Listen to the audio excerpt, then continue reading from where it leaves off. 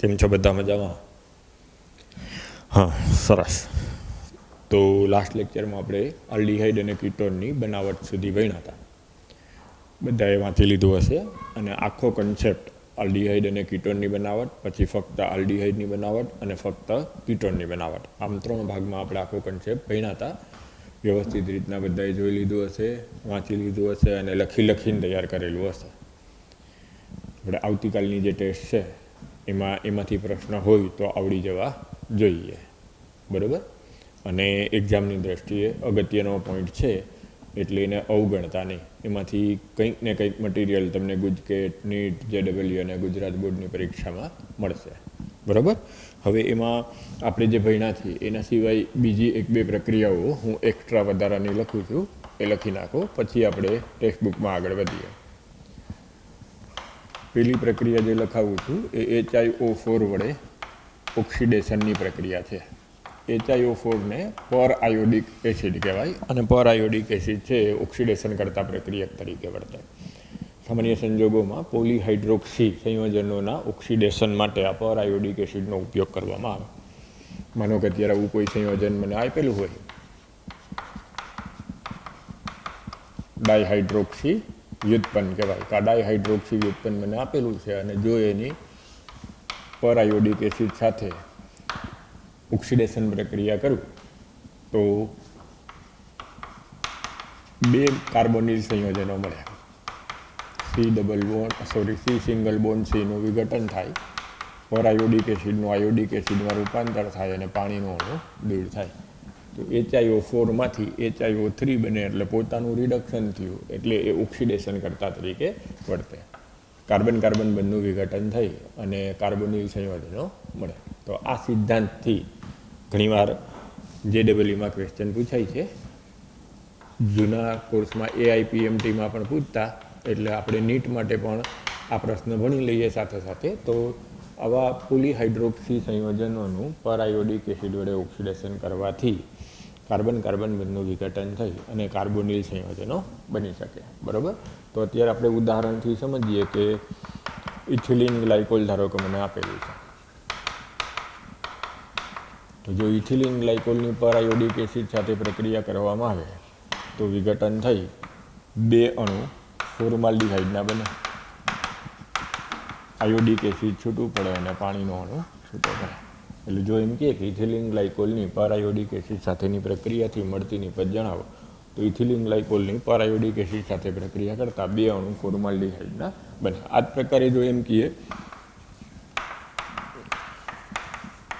કે ગ્લિસરોલની પર આયોડિક એસિડ સાથેની પ્રક્રિયા સમજાવો, તો ગ્લિસરોલની જો પર આયોડિક એસિડ સાથેની પ્રક્રિયાથી મળતી કાર્બનિક નિપજ જણાવો એમ કહીએ તો આ 2 પ્રાથમિક આલ્કોહોલ છે એનું રૂપાંતર 2 મોલ ફોર્માલ્ડિહાઇડમાં થાય અને આ જે દ્વિતીયક આલ્કોહોલ છે એનું રૂપાંતર કાર્બોક્સિલિક એસિડમાં થાય એટલે ફોર્મિક એસિડમાં રૂપાંતર થાય. એટલે આમ એમ કહેવાય 2 અણુ ફોર્માલ્ડિહાઇડના મળે અને 1 અણુ ફોર્મિક એસિડનો મળે. એટલે ખાસ ધ્યાન રાખવાનું કે જો CH2OH હોય તો એનું રૂપાંતર CHOમાં થઈ જાય. CHOH આવું જો ગ્રુપ હોય તો એનું રૂપાંતર કાર્બોક્સિલિક એસિડમાં થઈ જાય. CHO હોય તો એનું રૂપાંતર COOHમાં થઈ જાય અને જો CO હોય તો એનું રૂપાંતર કાર્બન ડાયોક્સાઇડ અને પાણીમાં થઈ જાય. જ્યારે પર આયોડિક એસિડ સાથે ઓક્સિડેશન પ્રક્રિયા કરો ત્યારે આ પ્રકારનું ફંક્શનલ ગ્રુપ હોય તો એ આલ્ડીહાઇડ ફંક્શનલ ગ્રુપમાં કન્વર્ટ થાય. આવું સેકન્ડરી આલ્કોહોલ ટાઈપનું જો ગ્રુપ હોય તો એ કાર્બોક્સિલિક એસિડમાં કન્વર્ટ થાય.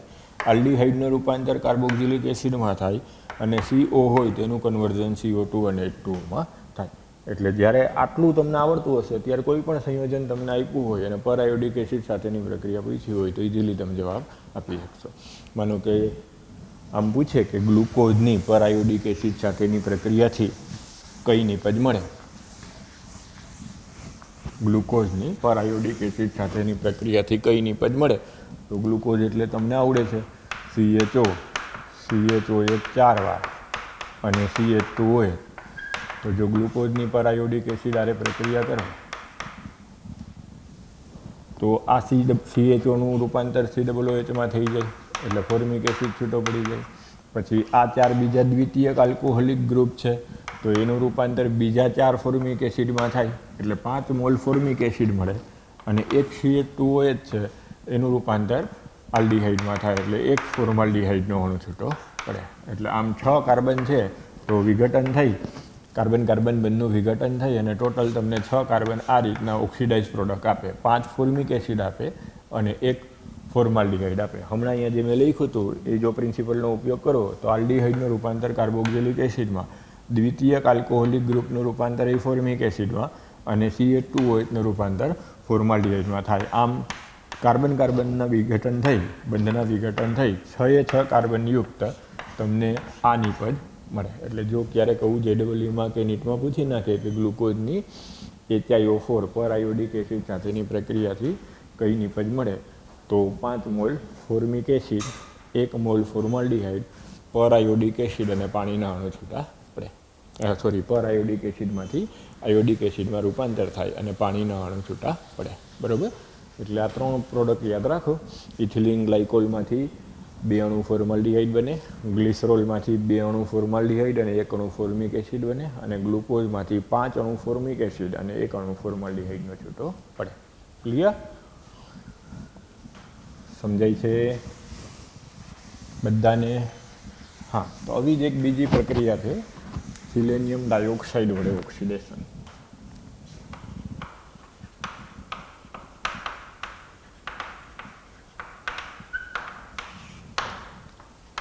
માનો કે આમ આપ્યું હોય કે એસિટાલ્ડીહાઇડનું સિલેનિયમ ડાયોક્સાઇડ વડે ઓક્સિડેશન કરો તો સિલેનિયમ ડાયોક્સાઇડ એક વિશિષ્ટ ઓક્સિડેશન કરતા પ્રક્રિયક છે. જો આપણને આ માહિતી ન હોય તો આપણે પહેલી નજરે આમ વિચારી લઈએ કે ભાઈ આલ્ડીહાઇડનું રૂપાંતર એસિડમાં થતું હશે, પણ એવું નહીં થાય.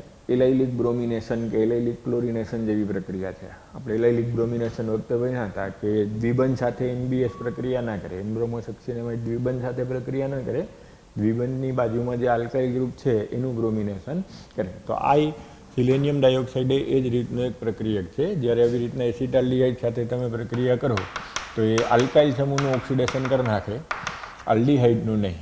આમ ઓક્સિડેશન કોનું થાય? આલ્કાઇલ સમૂહનું થઈ, પાણીનું અણુ દૂર થઈ અને ગ્લાયોક્સાલ મળે. એટલે જો ક્યારેક આમ કહી દઈએ કે SiO2ની CH3CHO સાથેની પ્રક્રિયા આપો તો તમને પ્રોડક્ટ એસિટિક એસિડ ભૂલથી ના લખાઈ જાય, તમારે આ પ્રોડક્ટ યાદ રાખવાની કે ગ્લાયોક્સાલ મળે. એટલે એક્સ્ટ્રા પોઈન્ટ છે. સ્પેસિફિક એક વિશિષ્ટ પ્રકારનો ઓક્સિડેશન કરતા પ્રક્રિયા છે. એટલે એસિટાલ્ડીહાઇડનું જો સિલેનિયમ ડાયોક્સાઇડ વડે ઓક્સિડેશન કરો તો ગ્લાયોક્સાલ છૂટો પડે. આવી જ રીતના ધારો કે આમ આપ્યું હોય CH3, CH2, CHO અને આમ કીધું હોય કે CO2 વડે ઓક્સિડેશન કરો તો 2-ઓક્સોપ્રોપેનાલ બને. આ ગ્રુપનું ઓક્સિડેશન થઈ જાય, CHOની બાજુનો જે આલ્ફા કાર્બન છે એનું ઓક્સિડેશન થઈ અને 2-ઓક્સોપ્રોપેનાલ નિપજ મળશે. પ્રોપેનોઇક એસિડ નહીં મળે, આ પ્રકારની નિપજ મળશે. એટલે આમ એક્સ્ટ્રા કોમ્પિટિટિવ એક્ઝામ માટે જો યાદ રહીએ તો રાખો, ફરજિયાતમાં નથી. પણ થોડુંક બહારનું જો પૂછવું હોય અને આ ટાઈપનું પૂછી નાખે તો તમે એક વખત ભણ્યા હશો અથવા તો એક વખત સાંભળ્યું હશે તો આવડી જશે. એટલે પહેલાં પાઠ્યપુસ્તક થઈ જાય વ્યવસ્થિત રીતના, એના બધા ક્વેશ્ચન આવડી જાય તો પછી આ વસ્તુ એડ કરી અને વાંચવાની. ક્લિયર? આમાં ક્યારેક આવું પૂછી નાખે કે આ રીતનું આલ્કિન વ્યુત્પન્ન છે અને એની SiO2 સાથે પ્રક્રિયા કરો, સિલેનિયમ ડાયોક્સાઇડ વડે ઓક્સિડેશન કરો તો જે પ્રોડક્ટ છે એ ડાયોન પ્રોડક્ટ મળે. આ રીતનું આલ્કિન વ્યુત્પન્ન સાથે જો પ્રક્રિયા કરી હોય તો જે પ્રોડક્ટ મળે એ ડાયોન પ્રોડક્ટ મળે. આવી જ રીતના માનો કે આમ આપ્યું છે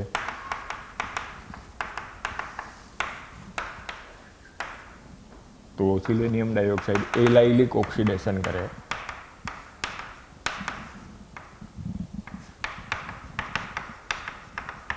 અને આ રીતની પ્રોડક્ટ આપે.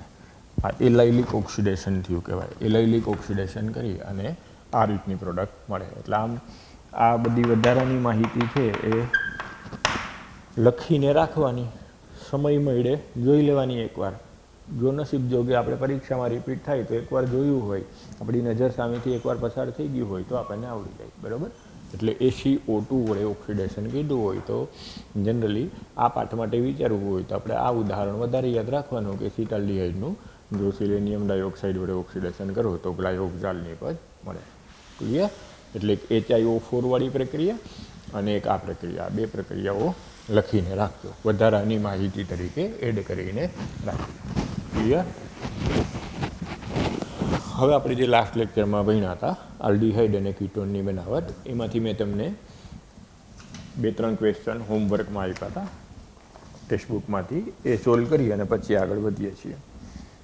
તો લખાણ સંબંધિત પ્રશ્નોનો 12.2 નંબરનો પ્રશ્ન છે એ હું અત્યારે સોલ્વ કરાવું છું. એ થઈ જાય એટલે આલ્ડીહાઇડ અને કીટોનના ભૌતિક ગુણધર્મથી આપણો અભ્યાસ કન્ટિન્યુ કરી દઈએ. તો 12.2 નંબરના પ્રશ્નમાં સૌથી પહેલો પ્રશ્ન આવો છે કે નીચે આપેલી પ્રક્રિયાનું નિપજનું બંધારણ આપો. પ્રક્રિયા આવી આપી છે બેન્ઝીનની પ્રોપેનોઇલ ક્લોરાઇડ સાથેની પ્રક્રિયા નિર્જળ એલ્યુમિનિયમ ક્લોરાઇડ ઉદ્દીપકની હાજરીમાં કરતા. તો ફિડલક્રાફ્ટ એસાઇલેશન થયું. ફિડલક્રાફ્ટ એસાઇલેશનને અંતે મળતી નિપજ એરાઇલ કીટોન હોય. તો અત્યારે આ ઇલેક્ટ્રોન અનુરાગી આયન બેન્ઝીનના પાઈ વિદ્યુત વાદળ પ્રત્યે આકર્ષાય અને એરાઇલ કીટોન નિપજ આપશે. એટલે આપેલી પ્રક્રિયાની ફિડલક્રાફ્ટ એસાઇલેશન પ્રક્રિયાની અંતિમ નિપજ આ થશે.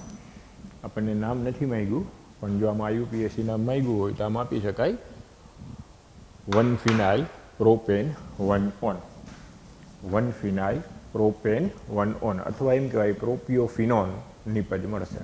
જો સામાન્ય નામ આપવું હોય તો શું નામ અપાય? પ્રોપિયોફિનોન નિપજ મળશે, અને નહીં તો એમ કહેવાય 1-phenyl પ્રોપેન 1-on મળશે.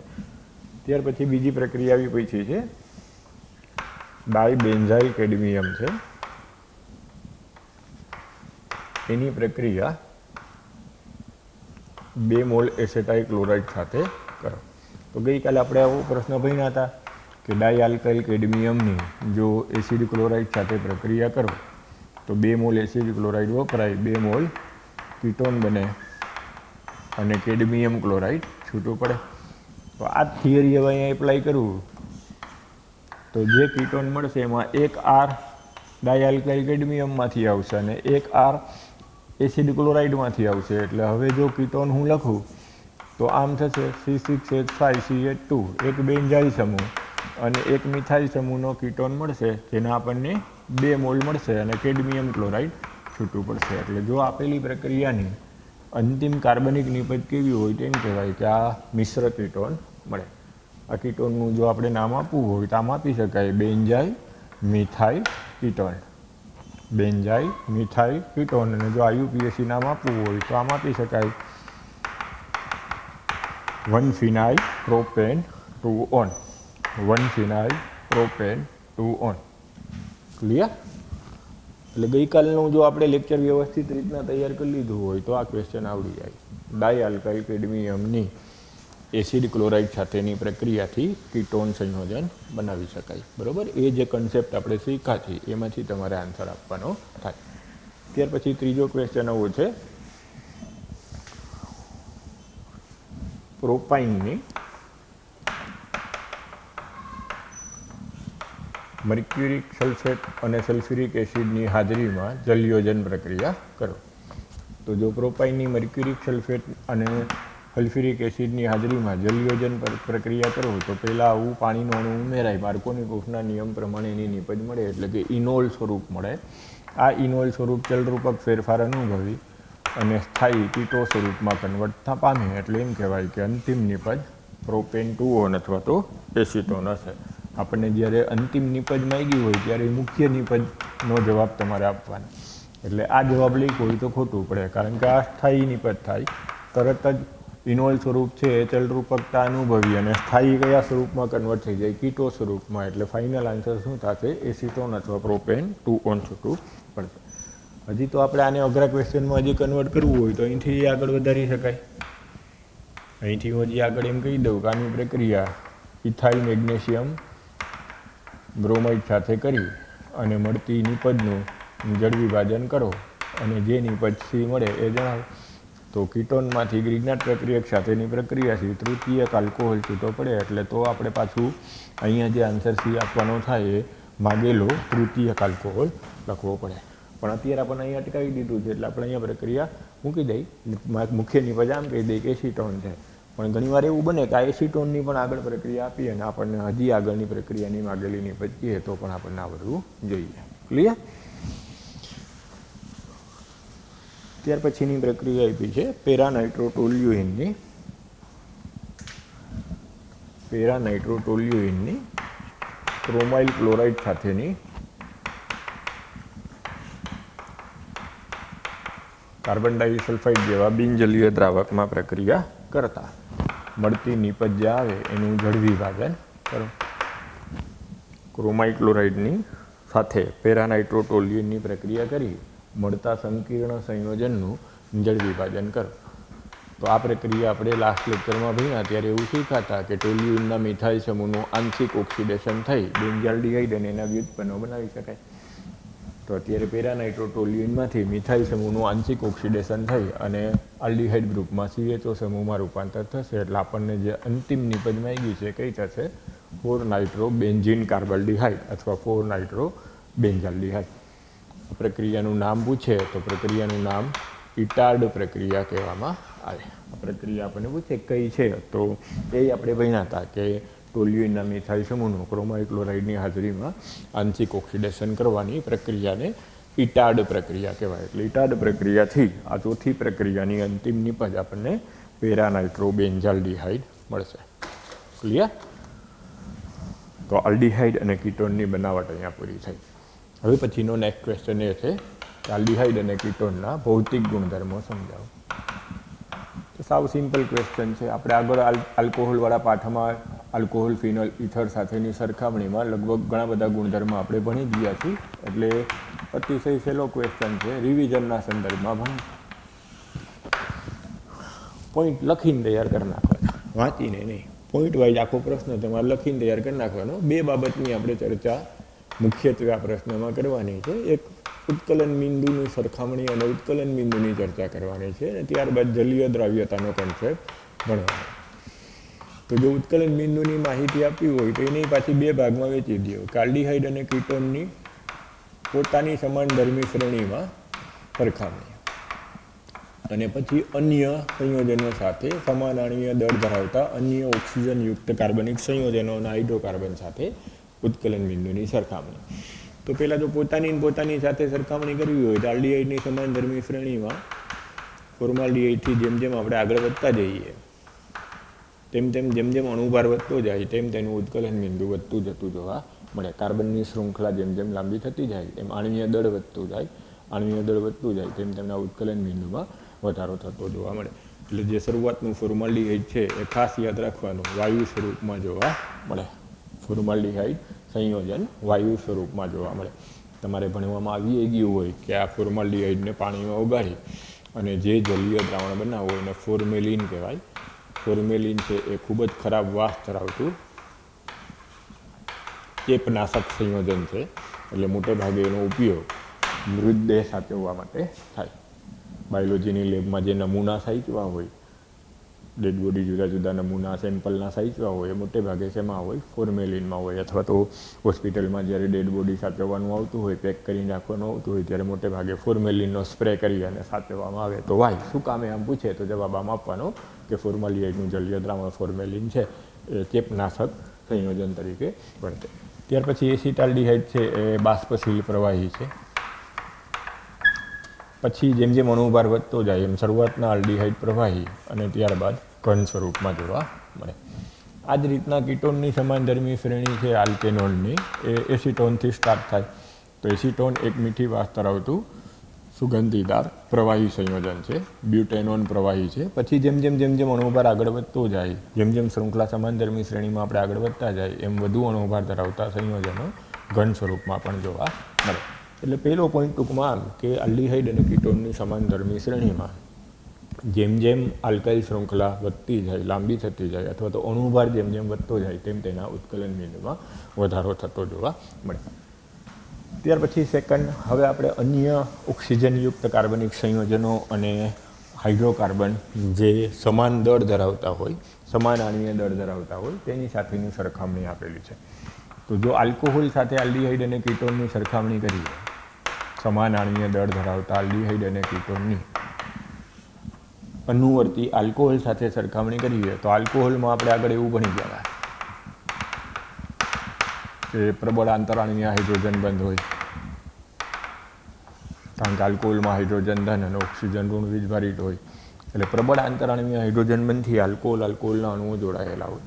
જ્યારે આ જ વસ્તુ આલ્ડીહાઇડ અને કીટોનમાં વિચારીએ તો આલ્ડીહાઇડ અને કીટોનમાં આવો આંતરાણવીય હાઇડ્રોજન બંધ બનતો નથી. કાર્બન અને ઓક્સિજન વચ્ચેનો બંધ ધ્રુવીય છે.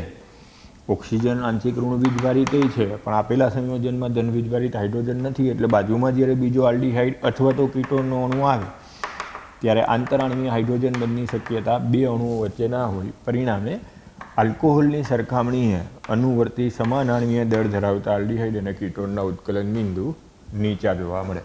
એટલે રીઝન કયું આપવાનું? આલ્ડીહાઇડ અને કીટોનમાં આંતરઆણવીય એચ બંધ આલ્કોહોલની જેમ જોવા મળતો નથી.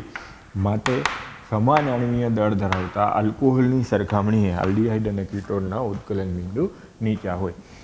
હવે અનુવર્તી સમાન આણવીય દળ ધરાવતા ઇથર અથવા તો હાઇડ્રોકાર્બન સાથે સરખામણી કરો તો હાઇડ્રોકાર્બન અધ્રુવીય છે. પરિણામે એમાં ફક્ત નિર્બળ વાંડરવાલ્સ આકર્ષણ બળ સપાટી વચ્ચેનું જ પ્રવર્તતું હોય. જ્યારે આલ્ડીહાઇડ અને કીટોન સંયોજનોમાં C+Oમાં બંધ ધ્રુવીય છે. કાર્બન અને ઓક્સિજન વચ્ચે વિદ્યુત ઋણતાનો તફાવત છે. દ્વિબંધની બંધલંબાઈ ટૂંકી હોય. પરિણામે દ્વિધ્રુવીય ચાકમાત્રા કાયમી દ્વિધ્રુવીય ચાકમાત્રા આલ્ડીહાઇડ અને કીટોનમાં કાર્બિનની સમૂહને કારણે જોવા મળે, જે આપણે આગળ અભ્યાસમાં ભણ્યા હતા. તો પરિણામે આલ્ડીહાઇડ અને કીટોનમાં પ્રબળ દ્વિધ્રુવીય આકર્ષણ હોય, આંતરણુ આકર્ષણ હોય. જ્યારે હાઇડ્રોકાર્બન સંયોજનમાં નિર્બળ વાંડરવાલ્સ આકર્ષણ બળ હોય. પરિણામે સમાન આણવીય દળ ધરાવતા હાઇડ્રોકાર્બનની સાપેક્ષે આલ્ડીહાઇડ અને કીટોનના ઉત્કલન બિંદુ ઊંચા જોવા મળે. આ જ પ્રમાણે જ્યારે ઇથર સંયોજન સાથે સરખામણી કરો ત્યારે ઇથર સંયોજનના કાર્બન અને ઓક્સિજન વચ્ચેનો બંધ ધ્રુવીય હોય, પરંતુ આ સિંગલ બંધ છે. ઉપરાંત નેટ દ્વિધ્રુવીય ચાકમાત્રા આલ્ડીહાઇડ અને કીટોનની સરખામણીએ ઇથરમાં ઓછી હોય. સિંગલ બોન્ડની જે દ્વિધ્રુવીય ચાકમાત્રા છે એ ડબલ બોન્ડની સરખામણીએ પ્રમાણમાં ઓછી જોવા મળે. એટલે જે dipole moment net dipole moment છે ઇથરની સરખામણીએ કોની વધી જાય? આલ્ડીહાઇડ અને કીટોનની વધી જાય. એટલે ઇથર સંયોજનો કરતાં આલ્ડીહાઇડ અને કીટોન વધુ ધ્રુવીય હોવાથી દ્વિધ્રુવીય આકર્ષણ આલ્ડીહાઇડ અને કીટોનમાં વધારે હોય. પરિણામે સમાન આણવીય દળ ધરાવતા ઇથરની સરખામણીએ આલ્ડીહાઇડ અને કીટોનનું ઉત્કલન બિંદુ ઊંચું જોવા મળે. એટલે જો આમ સૈદ્ધાંતિક ક્રમ બનાવવો હોય તો આવો બનાવી શકાય કે ઓછું આલ્કેનનું, એના પછી ઇથરનું, એના પછી આલ્ડીહાઇડ, એના પછી કીટોન અને સૌથી વધારે આલ્કોહોલ. ક્લિયર? એ જે હું બોલ્યો એમાં આલ્ડીહાઇડ અને કીટોન આ બેમાં ધ્યાન રાખવાનું. આલ્ડીહાઇડ અને કીટોન, આલ્કેનાલ અને આલ્કેનોન એકબીજાના ક્રિયાશીલ સમૂહ સમઘટક છે. એટલે એનું આણવીય દળ સમાન હોય. સમાન કાર્બન ધરાવતા આલ્ડીહાઇડ અને કીટોનનું આણવીય દળ સમાન હોય.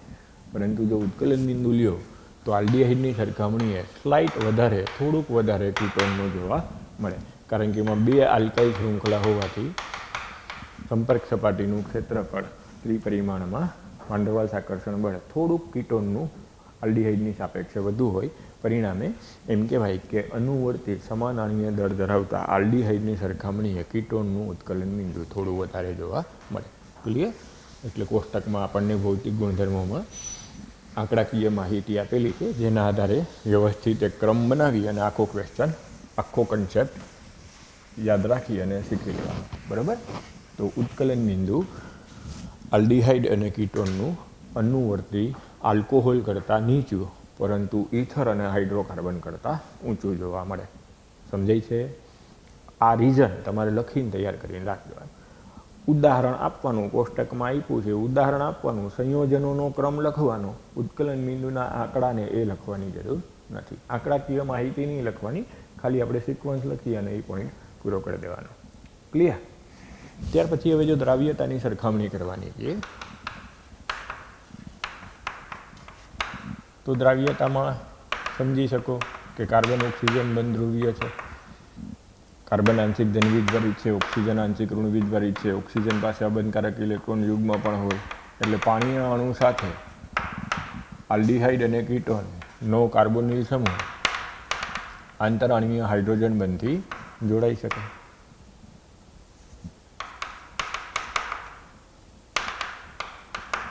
પાણીના આંશિક ધનવીજભારિત હાઇડ્રોજન સાથે કાર્બોનિલ સમૂહ આંતરાણ્વીય હાઇડ્રોજન બંધથી જોડાઈ શકે, પરિણામે આમ દ્રાવ્ય અને દ્રાવક વચ્ચે આંતરક્રિયા થાય, પરિણામે આલ્ડીહાઇડ અને કીટોન પાણી સાથે મિશ્ર થઈ શકે, સંમિશ્રિત થઈ શકે. પરંતુ એમાં ખાસ ધ્યાન રાખવાનું, એક શબ્દ ઉમેરવાનો કે ઓછા આણ્વીય દળ ધરાવતા આલ્ડીહાઇડ અથવા કીટોન પાણીમાં દ્રાવ્ય હોય, અથવા તો એમ કહેવાય કે નાની આલ્કાઇલ શૃંખલા ધરાવતા આલ્ડીહાઇડ અને કીટોન પાણીમાં દ્રાવ્ય હોય, અથવા તો સમાનધર્મી શ્રેણીના શરૂઆતના જે સભ્યો છે આલ્કેનાલ અને આલ્કેનોનના એ પાણીમાં દ્રાવ્ય હોય, પરંતુ જેમ જેમ સમાનધર્મી શ્રેણીમાં આગળ વધતા જાય, આલ્કાઇલ શૃંખલા મોટી થતી જાય, અણુભાર જેમ જેમ વધતો જાય, તેમ પાણી સાથે અધ્રુવીય ભાગ અપાકર્ષણ અનુભવે, પરિણામે એની દ્રાવ્યતા ઘટતી જતી જોવા મળે. કદ વધવાની સાથે આલ્કાઇલ શૃંખલાનું કદ વધવાની સાથે આલ્ડીહાઇડ અને કીટોનની દ્રાવ્યતા ઘટતી જતી જોવા મળે. એટલે ખાસ એક વર્ડ યાદ રાખવાનો કે ઓછું આણ્વીય દળ ધરાવતા અથવા તો નાની આલ્કાઇલ શૃંખલા ધરાવતા આલ્ડીહાઇડ અને કીટોન પાણીમાં સહેલાઈથી દ્રાવ્ય હોય. હમણાં જ આપણે ભણ્યા કે ફોર્માલ્ડિહાઇડ પાણીમાં સહેલાઈથી દ્રાવ્ય થાય, જેનું જલીય દ્રાવણ ફોર્મેલિન કહેવાય. એસિટોન પાણી સાથે મિશ્ર થઈ શકે, એસિટાલ્ડિહાઇડ પાણી સાથે મિશ્ર થઈ શકે, પ્રોપેનાલ પાણી સાથે મિશ્ર થઈ શકે. પણ જેમ જેમ અણુભાર વધતો જાય એમની દ્રાવ્યતામાં ઘટાડો થતો જોવા મળે. ક્લિયર? એટલે લાંબી શૃંખલા ધરાવતા 8 કાર્બન 9 કાર્બન 7 કાર્બન શૃંખલા ધરાવતા જ્યારે આલ્ડીહાઇડ અને કીટોન લેવામાં આવે ત્યારે પાણી સાથે અમિશ્રિત સ્વરૂપમાં જોવા મળે. ક્લિયર? અને મોટાભાગના આલ્ડીહાઇડ અને ketone benzene, ethanol, ether, chloroform જેવા કાર્બનિક દ્રાવકોમાં સહેલાઈથી દ્રાવ્ય થતા જોવા મળે. એટલે આ ખાસ યાદ રાખવાનું કે આલ્ડીહાઇડ અને કીટોનની કાર્બનિક દ્રાવકોમાં દ્રાવ્યતા વધુ જોવા મળે. મોટાભાગના આલ્ડીહાઇડ અને કીટોન કાર્બનિક દ્રાવકોમાં દ્રાવ્ય થાય છે. ક્લિયર? આ ઉપરાંત એક વિશિષ્ટ ગુણધર્મ ભૌતિક ગુણધર્મમાં ચર્ચેલો છે કે ઓછા અણુભાર ધરાવતા જ્યારે આલ્ડીહાઇડ લેવામાં આવે, માનો કે ફોર્માલ્ડિહાઇડ, તો હમણાં જ મેં કીધું કે એ ખૂબ જ ખરાબ અને તીવ્ર વાસ ધરાવતું સંયોજન છે. ફોર્મેલિનની સ્મેલ તમે આમ જાઓ તો ગમે ને ઇરિટેશન થાય, નાકમાં અને ગળામાં અને બળતરા થઈ જાય એવી ઇરિટેશન ધરાવતી ખરાબ સ્મેલ ફોર્મેલિન ધરાવતું હોય. તો જે શરૂઆતના ઓછા અણુભાર ધરાવતા આલ્કેનાલ સંયોજનો છે, આલ્ડીહાઇડ છે, એ ખરાબ વાસ ધરાવતા, તીવ્ર વાસ ધરાવતા જોવા મળે. પરંતુ એનાથી વિપરીત જેમ જેમ અણુભાર વધતો જાય એમ એમ આલ્ડીહાઇડમાં આ તીવ્ર ખરાબ વાસને બદલે સુગંધીપણાનો ગુણધર્મ પણ જોવા મળે. એટલે આમ વધુ અણુભાર ધરાવતા કેટલાક આલ્ડીહાઇડ અને કેટલાક કીટોન સંયોજનો ખૂબ જ સુગંધીદાર જોવા મળે છે. પરિણામે એનો ઉપયોગ ઘણા બધા ખાદ્ય પદાર્થોની બનાવટમાં સુગંધ અને સ્વાદને લઈ આવવા માટે ઉમેરવામાં આવે. ક્લિયર? તો એ ભૌતિક ગુણધર્મ આપણે વિશિષ્ટ જે શરૂઆતમાં ઉપયોગીતા વખતે ભણ્યા હતા એ પણ ભેગું લખી નાખવાનું. તો ભૌતિક ગુણધર્મનો આખો ક્વેશ્ચન એકવાર લખીને પ્રિપેર કરી નાખો. આવડશે? એના ઉપરથી જે 2 કોયડા આપ્યા છે સ્વાધ્યાયની જે ટેક્સ્ટબુકની અંદર, એ કોયડા પણ તમારે હોમવર્કમાં સોલ્વ કરી નાખવાના. હવે પછી આલ્ડીહાઇડ અને કીટોનના રાસાયણિક પ્રક્રિયાઓ, આવા પ્રશ્નની આપણે શરૂઆત કરીએ. આલ્ડીહાઇડ અને કીટોન કયા પ્રકારની લાક્ષણિક પ્રક્રિયા દર્શાવે એની સમજૂતી હવે આપણા આપવાની થાય.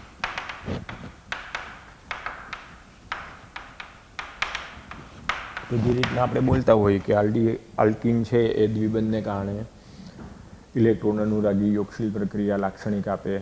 હેલાઇડ સંયોજનો છે એમાં કાર્બન આંશિક ધનવીજભારિત છે, એને પરિણામે એ કેન્દ્રાનુરાગી વિસ્થાપન પ્રક્રિયા દર્શાવે. એમાંય આપણે 2 પાર્ટ પાડ્યા હતા કે SN1 પ્રકારની વિસ્થાપન પ્રક્રિયા હોય અને SN2 પ્રકારની ક્રિયાવિધિથી પણ થતી હોય. તો એવી જ રીતના હવે આપણને કોઈ એવો ક્વેશ્ચન પૂછે કે આલ્ડીહાઇડ અને કીટોન કયા પ્રકારની લાક્ષણિક પ્રક્રિયા દર્શાવે, તો કાર્બોનિલ સમૂહ આલ્ડીહાઇડ અને કીટોનનો દ્વિબંધ ધરાવે છે, એટલે સામાન્ય સંજોગોમાં એમ કહેવાય કે અસંતૃપ્ત છે, એટલે યોગશીલ પ્રક્રિયા દર્શાવે. હવે આ યોગશીલ પ્રક્રિયા દરમિયાન જ્યારે મિકેનિઝમ તમે જુઓ ત્યારે ખ્યાલ આવે કે કાર્બન આંશિક ધનવીજભારિત છે અને ઓક્સિજન આંશિક ઋણવીજભારિત છે.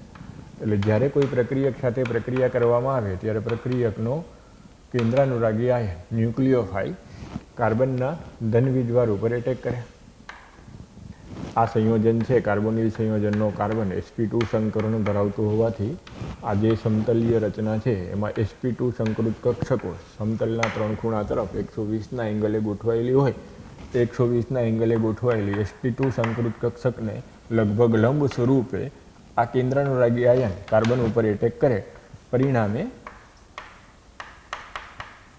ચતુષ્ફલકીય આલ્કોક્સાઇડ આયન ઉત્પન્ન થાય. એટલે કે sp2 સંકરણમાંથી કેન્દ્રાનુરાગી આયનના એટેક દ્વારા હવે જે મધ્યવર્તી નિપજ મળશે એ કઈ હશે? sp3 સંકૃત કક્ષકો ધરાવતી હશે. એટલે એમ બોલાય ચતુષ્ફલકીય આલ્કોક્સાઇડ આયન ઉત્પન્ન કરે. એટલે આખી મિકેનિઝમ શું થાય કે કેન્દ્રાનુરાગી આયન કાર્બનના ધન વીજભાર ઉપર એટેક કરે એટલે ઋણ ઇલેક્ટ્રોમેરિક અસરથી પાઇબંધ કોના ઉપર ટ્રાન્સફર થઈ જાય? ઓક્સિજન ઉપર, અને પરિણામે આવું ચતુષ્ફલકીય આલ્કોક્સાઇડ આયન બને. આ તબક્કો ધીમો અને પ્રતિવર્તી એટલે કે વેગ નિર્ણાયક તબક્કો હોય. ત્યાર પછી હવે આલ્કોક્સાઇડ આયન તરત જ ન્યુક્લિયોફાઇલનો એટેક થઈ ગયો એટલે હવે એ પ્રક્રિયકનો ધન વીજભારિત ભાગ હોય, ઇલેક્ટ્રોફાઇલ હોય, એના સાથે જોડાય. દાખલા તરીકે પ્રોટોન છે તો તરત જ પ્રોટોન સાથે જોડાય અને આ રીતની યોગશીલ નિપજ આપે. તો આ આખી પ્રક્રિયા જો હવે તમે વન સ્ટેપ સમજો તો પાઇબંધ તૂટ્યો અને આખો અણુ ઉમેરાઈ ગયો એટલે યોગશીલ પ્રક્રિયા તો થઈ, પણ વેગ નિર્ણાયક તબક્કામાં પ્રક્રિયા કોના દ્વારા સ્ટાર્ટ થઈ? ન્યુક્લિયોફાઇલ દ્વારા. એટલે આવી પ્રક્રિયાઓને કેન્દ્રાનુરાગી યોગશીલ પ્રક્રિયાઓ કહેવામાં આવે. એટલે જો હવે આપણને કોઈ એવો ક્વેશ્ચન પૂછે કે આલ્ડીહાઇડ અને કીટોનની લાક્ષણિક રાસાયણિક પ્રક્રિયા સમજાવો તો તમારે આ મિકેનિઝમથી સમજાવવાનું કે આલ્ડીહાઇડનો કાર્બોનિલ સમૂહ ધ્રુવીય છે, જેમાં કાર્બન આંશિક ધનવીજભારિત અને ઓક્સિજન આંશિક ઋણવીજભારિત છે. sp2 સંકૃત કક્ષકો ધરાવતું હોવાને કારણે કાર્બનની ફરતે sp2 સંકૃત કક્ષકો સમતલીય રીતના ત્રિકોણીય રીતના 120ના એંગલથી ગોઠવાયેલી હોય. હવે જ્યારે પ્રક્રિયક અન્ય પ્રક્રિયક સાથે પ્રક્રિયા કરવામાં આવે ત્યારે પ્રક્રિયકનો કેન્દ્રાનુરાગી આયન ન્યુક્લિયોફિલિક એટેક કરશે. પરિણામે ઋણ ઇલેક્ટ્રોમેરિક અસરથી ઓક્સિજન ઋણ વીજભારિત બનશે અને sp3 સંકૃત ચતુષ્ફલકીય આલ્કોક્સાઇડ આયન બનશે. આ આલ્કોક્સાઇડ આયન જે પ્રક્રિયકનો ધન વીજભારિત ભાગ એટલે કે ઇલેક્ટ્રોફાઇલ છે, દાખલા તરીકે મોટે ભાગે આપણે પ્રોટોન આવતો હોય એટલે પ્રોટોન સાથે જોડાઈ પ્રોટોનેશન થઈ અને યોગશીલ નિપજ આપશે. ક્લિયર? તો આ પ્રક્રિયા કેન્દ્રાનુરાગી યોગશીલ પ્રક્રિયા તરીકે ઓળખાય. એટલે સૌથી પહેલી માહિતી યાદ રાખવાની કે આલ્ડીહાઇડ અને કીટોન કાર્બોનિલ સમૂહને લીધે કેન્દ્રાનુરાગી યોગશીલ પ્રક્રિયાઓ દર્શાવે. ક્લિયર? સમજાય છે? તો હવે 2 માર્કમાં જો ક્યારેક પૂછે કે આલ્ડીહાઇડ અને કીટોનની કેન્દ્રાનુરાગી યોગશીલ પ્રક્રિયાની ક્રિયાવિધિ સમજાવો તો તમને આવડવું જોઈએ. અમુક શબ્દ આવડવા જોઈએ કે શરૂઆતમાં આપણે sp2 સંકૃત કક્ષકો છે, હવે જ્યારે એટેક થશે ચતુષ્ફલકીય આલ્કોક્સાઇડ આયન બનશે ત્યારે sp3 સંકરણ જોવા મળશે. એટલે આમ સંકરણનો ઉલ્લેખ કરી નાખો, આકારનો ઉલ્લેખ કરી નાખો, ધીમો અને ઝડપી તબક્કો સમજાવો તો પછી પૂરા માર્ક મળે. 2 માર્કનો ક્વેશ્ચન હોય તો આપણને પૂરા માર્ક મળે. ક્લિયર? એટલે ખાલી યોગશીલ પ્રક્રિયા આપે એમ નહીં બોલવાનું. શું બોલવાનું? કેન્દ્રાનુરાગી યોગશીલ પ્રક્રિયા આપે. આલ્કિનમાં આપણે આ જ વસ્તુ શીખ્યા હોય કે આલ્કિન સંયોજનો ઇલેક્ટ્રોન યોગશીલ પ્રક્રિયા આપે તો C ડબલ બોન્ડ O સમૂહને કારણે એ કેન્દ્રાનુરાગી યોગશીલ પ્રક્રિયા દર્શાવે. હવે ક્વેશ્ચન એ આવે કે ભાઈ મારી પાસે એસિટાલ્ડીહાઇડ છે, તમારી પાસે ફોર્માલ્ડીહાઇડ છે, કોઈ અન્ય વ્યક્તિ પાસે એસિટોન છે અને હવે હું ધારો કે હું હાઇડ્રોજન સાયનાઇડ સાથે પ્રક્રિયા કરું છું તો તમે એમ કહી દો કે આના વિષમભાગી વિભાજનથી H+ અને Cn- આયન ઉત્પન્ન થાય. આ કેન્દ્રાનુરાગી આયન થાય. આ કેન્દ્રાનુરાગી આયન કાર્બનના ધનવીજભાર પ્રત્યે આકર્ષાય એટલે આલ્કોક્સાઇડ આયન બને. એ આલ્કોક્સાઇડ આયન છે એ H+ સાથે જોડાઈ જાય એટલે આપણને યોગશીલ નિપજ આ રીતની મળે. તો આ એક કેન્દ્રાનુરાગી યોગશીલ પ્રક્રિયાનું મેં ઉદાહરણ સમજાવ્યું. પણ હવે મારો મૂળભૂત ક્વેશ્ચન એ છે કે ત્રણેયમાં મિકેનિઝમ સેમ છે કે ત્રણેયમાં એક સરખી રીતના કેન્દ્રાનુરાગી યોગશીલ પ્રક્રિયાથી અંતિમ યોગશીલ નિપજ મળશે. પણ હવે ક્વેશ્ચન હું આવો પૂછું કે આ ત્રણેય પ્રક્રિયાઓ જે કેન્દ્રાનુરાગી યોગશીલ થઈ એની પ્રબળતા બધામાં એક સરખી હોય? ફોર્માલ્ડીહાઇડની જેટલી જ પ્રતિક્રિયાત્મકતા હોય એટલી જ પ્રતિક્રિયાત્મકતા એસિટાલ્ડીહાઇડની થાય, એટલી જ પ્રતિક્રિયાત્મકતા એસિટોનની થાય કે અલગ અલગ હોય? કેની પ્રતિક્રિયાત્મકતા કેન્દ્રાનુરાગી વિસ્થાપન યોગશીલ પ્રક્રિયા પ્રત્યેની વધારે હોય અને કોની પ્રતિક્રિયાત્મકતા ઓછી હોય? હવે મારે એ કન્સેપ્ટ સમજાવવો છે. એટલે ક્વેશ્ચન આમ હું લખું છું કે કેન્દ્રાનુરાગી યોગશીલ પ્રક્રિયા પ્રત્યેની આલ્ડીહાઇડ અને કીટોનની સાપેક્ષ પ્રતિક્રિયાત્મકતા ચર્ચા. આ કન્સેપ્ટ કોમ્પિટિટિવ એક્ઝામ માટે ખૂબ જ અગત્યનો. આમાંથી ઘણીવાર ક્વેશ્ચન પૂછાયેલા છે, એટલે વ્યવસ્થિત રીતના આખો કન્સેપ્ટ ક્લિયર કરી નાખ્યો. શું ક્વેશ્ચન હું પૂછું છું, આ ઉદાહરણ દ્વારા મેં તમને સમજાવ્યું કે આલ્ડીહાઇડ યોગશીલ પ્રક્રિયા દર્શાવે, કેન્દ્રાનુરાગી કીટોને દર્શાવે, તો બધાની પ્રતિક્રિયાત્મકતા સમાન હોય કે જુદી જુદી? જુદી જુદી હોય તો શા માટે? ક્લિયર? એટલે ક્વેશ્ચન શું થયો, આલ્ડીહાઇડ અને કીટોનની કેન્દ્રાનુરાગી યોગશીલ પ્રક્રિયા પ્રત્યેની પ્રતિક્રિયાત્મકતાની સાપેક્ષ સરખામણી કરો. તો હવે ફોર્માલ્ડીહાઇડ અને એસિટાલ્ડીહાઇડની સરખામણી કરી અને એમ કહી દઉં કે ન્યુક્લિયોફિલિક એટેક કાર્બનના આંશિક ધન વીજભાર ઉપર થાય છે. તો જેમ આ કાર્બનની ફરતેનો અવકાશી અવરોધ ઓછો હોય એમ આ સમતલમાં લંબ સ્વરૂપમાં ન્યુક્લિયોફાઇલનો એટેક સહેલાઈથી સરળતાથી થાય. જેમ અવકાશી અવરોધ વધારે હોય એમ આ જે ન્યુક્લિયોફિલિક એટેક છે એમાં મુશ્કેલી થાય. એટલે કેન્દ્રાનુરાગી યોગશીલ પ્રક્રિયા પ્રત્યેની પ્રતિક્રિયાત્મકતાનો મુખ્ય પરિબળ કાર્બોનિલ કાર્બનની ફરતેના જે સમૂહ જોડાયેલા છે એના અવકાશી અવરોધ ઉપર હોય. એટલે અવકાશી અવરોધના આધારે જો હવે હું સરખામણી કરું તો ફોર્માલ્ડીહાઇડ અને એસિટાલ્ડીહાઇડમાં ફોર્માલ્ડીહાઇડમાં હાઇડ્રોજનનું કદ નાનું છે. આમાં મિથાઇલ સમૂહને કારણે અલ્કાઇલ સમૂહને કારણે 3 ડાયમેન્શનમાં એનો અવકાશીય કદ મોટું હોય, એટલે અવકાશી અવરોધ વધારે કેમાં નડે? તો એસિટાલ્ડીહાઇડમાં ન્યુક્લિયોફિલિક એટેક મુશ્કેલીથી થાય, જ્યારે આમાં અવકાશી અવરોધ ઓછો હોવાથી ન્યુક્લિયોફિલિક એટેક વધારે સહેલાઈથી થાય. પરિણામે એમ કહેવાય કે ફોર્માલ્ડીહાઇડની એસિટાલ્ડીહાઇડની સરખામણીએ પ્રતિક્રિયાત્મકતા વધારે હોય, અથવા તો કેન્દ્રાનુરાગી યોગશીલ પ્રક્રિયાની પ્રતિક્રિયાત્મકતા એસિટાલ્ડીહાઇડમાં ઓછી જોવા મળે. શું રીઝન આપવાનું? અવકાશીય અવરોધ હાઇડ્રોજનનો મિથાઇલ સમૂહની સાપેક્ષે આલ્કાઇલ સમૂહની સાપેક્ષે ઓછો હોય, પરિણામે કેન્દ્રાનુરાગી યોગશીલ પ્રક્રિયા પ્રત્યેની પ્રતિક્રિયાત્મકતા ફોર્માલ્ડીહાઇડ એટલે કે મિથેનાલમાં ઇથેનાલની સરખામણીએ વધારે જોવા મળે. તો હવે તમે જો મારી વાતને સમજી શીખ્યા હો તો તમે એસિટોનમાં તો એના કરતાંય વધારે સહેલાઈથી હવે સમજાવી શકશો. આ કન્સેપ્ટના આધારે તમે વિચારો તો એમ કહેવાય કે આમાં 2 મિથાઇલ સમૂહ છે, પરિણામે એનો અવકાશી અવરોધ ન્યુક્લિયોફિલિક એટેક માટે ખૂબ જ વધી જાય. મિથાઇલ સમૂહનું કદ ત્રિપરિમાણમાં મોટું હોય, હાઇડ્રોજનનું નાનું હોય. આમાં 1 મિથાઇલ છે, આમાં 2 મિથાઇલ છે, પરિણામે જો ન્યુક્લિયોફિલિક એડિશન રિએક્શનની રિએક્ટિવિટીની સિક્વન્સ આ 3 સંયોજન માટે કહેવામાં આવે તો એમ કહેવાય ફોર્માલ્ડીહાઇડની વધારે છે એના કરતાં એસિટાલ્ડીહાઇડની ઓછી થાય, એના કરતાં એસિટોનની ઓછી થાય. એટલે જનરલ જો મારે વિધાન આપવું હોય તો એમ કહેવાય કે આલ્ડીહાઇડની કેન્દ્રાનુરાગી યોગશીલ પ્રક્રિયા પ્રત્યેની પ્રતિક્રિયાત્મકતા કીટોનની સરખામણીએ વધારે હોય, કારણ કે કીટોનમાં આલ્કાઇલ સમૂહ વધારે છે, જ્યારે આલ્ડીહાઇડમાં આલ્કાઇલ સમૂહ ઓછા છે, એટલે કે અવકાશી અવરોધ ઓછો છે. હવે માનો કે આ રીતથી નથી સમજાવવું તો ઇલેક્ટ્રોનની પ્રેરક અસરના આધારે સમજાવી શકાય.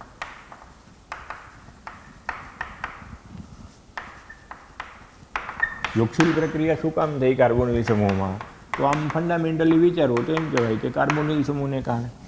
કેન્દ્રાનુરાગી યોગશીલ પ્રક્રિયા માટે જવાબદાર કોણ? તો એમ કહેવાય આ કાર્બોનિલ સમૂહની ધ્રુવીયતા કાર્બનના આંશિક ધન વીજભારિત છે, અસંતૃપ્ત છે, પરિણામે કેન્દ્રાનુરાગી યોગશીલ પ્રક્રિયા દર્શાવે.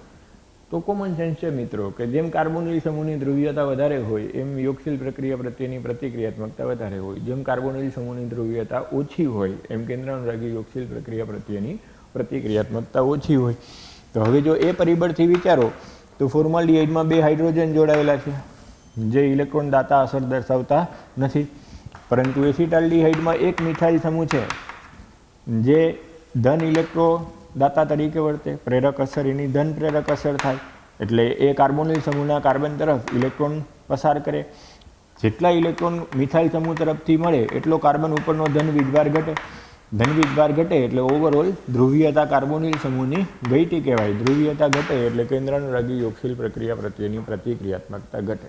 એટલે તમે પ્રેરક અસર ઇલેક્ટ્રોનની પ્રેરક અસરના આધારે તમે સમજાવી શકો કે ફોર્માલ્ડીહાઇડની સરખામણીએ એસિટાલ્ડીહાઇડ ઓછું પ્રતિક્રિયાત્મક છે. ક્લિયર?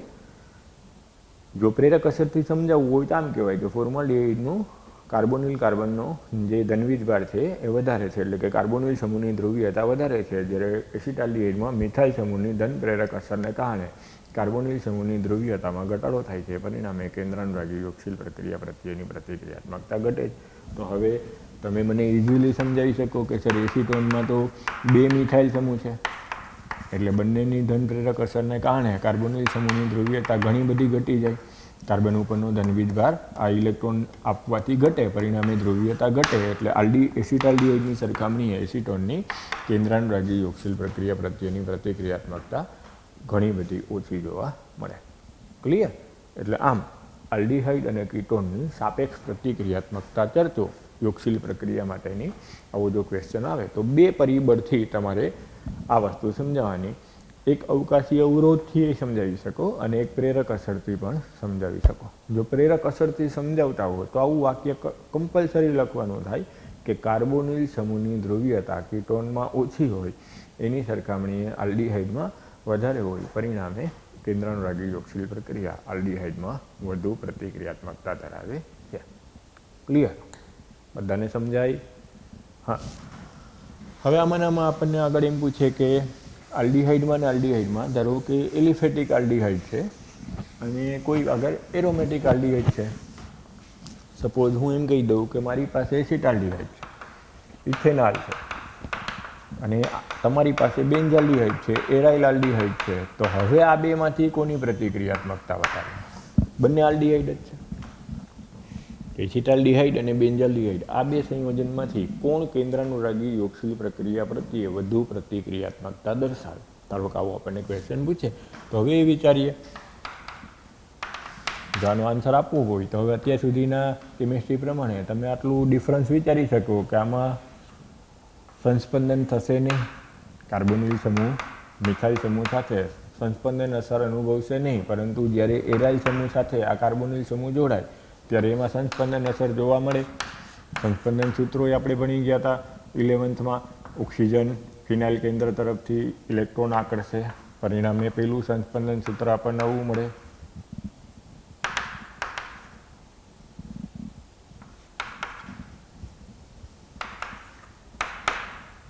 ત્યાર પછી ફરી પાછું ડીલોકલાઇઝેશન થાય, ઇલેક્ટ્રોનનું ડીલોકલાઇઝેશન થઈ સંસ્પંદન સૂત્ર આપણને આવું મળે. ઇલેક્ટ્રોનનું ડીલોકલાઇઝેશન થાય, સંસ્પંદન સૂત્ર આપણને પાછું આવું મળે.